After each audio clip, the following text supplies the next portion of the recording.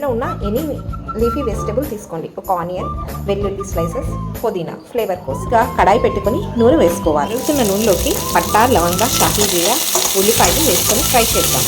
ఉల్లిపాయల్లోకి వెల్లుల్లి రెబ్బలు కట్ చేసుకుని వేసుకుందాం. ఉల్లిపాయలు బ్రౌన్ కలర్లోకి వచ్చిన తర్వాత పుదీనా, కట్ చేసుకున్న పుదీనా వేసుకుందాం ఫ్లేవర్ కోసం. పుదీనా కూడా ఫ్రై అయిన తర్వాత మీ ఇంట్లో ఉన్న ఏ ఆకుకూర అయినా కట్ చేసుకొని వేసుకోండి. దీనివల్ల మన లీఫీ వెజిటబుల్స్ కూడా ఇంక్లూడ్ చేసుకోవచ్చు. డైట్ వేస్తున్నప్పుడు కొంచెం సాల్ట్ వేసుకుందాం.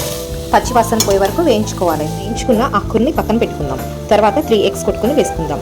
ఇదే డైట్లో మనకి ఫైబర్ కంటెంట్ వస్తుంది, ప్రోటీన్ ఉంటుంది, అన్నీ ఉంటాయండి పోషక విలువలు. రైస్ అనేది చాలా కార్బోహైడ్రేట్ అనేది చాలా తక్కువ ఉంటుంది. ఉడికిన తర్వాత రెండు కలిసి బాగా ఫ్రై చేసుకుందాం. ఇప్పుడు రైస్ వేసుకుందామండి. ఏదైనా కొత్త ఊరగాయ కానీ ఆకాయ కానీ వేసుకొని కలుపుకొని తింటే మొత్తం అంతా మన ఇండియన్ స్టైల్లో మన డైట్ ప్లాన్ రెడీ అవుతుంది. ఎంతో టేస్టీగా ఉండే నిమ్మకాయ ఎగ్ ఫ్రైడ్ రైస్ రెడీ అండి.